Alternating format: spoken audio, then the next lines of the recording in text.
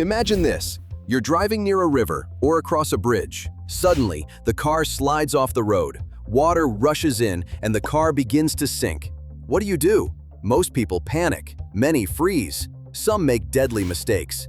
But if you know the right steps, you can escape. This is your survival plan. Most cars float for less than a minute. Water rises from the floor to the seat, then to your chest. Panic wastes that time. A plan saves it.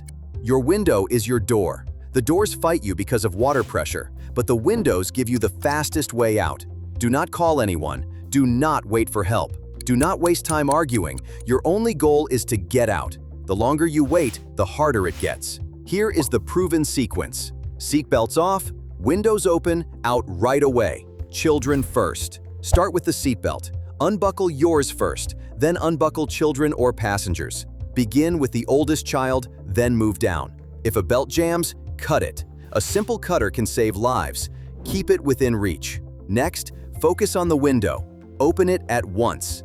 Electric windows often work for a short time before water shorts the system. If the window won't open, break it. Don't waste time on the windshield. It's too strong. Aim for a side window near the lower corner. Use a spring punch, a rescue tool, even the metal post from a headrest if that's all you have. Some cars use laminated glass in the front side windows. It's tough to break, but rear side windows are often tempered and will shatter. Check your car labels now, before you ever need to know. Once the window is open or broken, push children out first. Always start with the oldest, so they can help guide younger ones. If you have an infant in a car seat, release the whole seat and push it out. Keep your voice sharp and clear. Short commands work best in fear. Out now. Hold my hand. After the kids are out, you go next. Grip the frame, push yourself through, and glide out. Keep your shoes if they help with grip, but ditch heavy coats if they drag you down. Swim toward light. Swim toward bubbles. If the windows fail and you have no other choice, then and only then try the door. Now think about cold water. The shock steals your breath. Count slowly in your head. Say the word slow and push to 5. Use short words to stay calm. Out, breathe, kick. If you surface in a strong current, float on your back with feet pointed downstream and angle toward the shore. If it's dark, follow the bubbles. They always rise to the surface.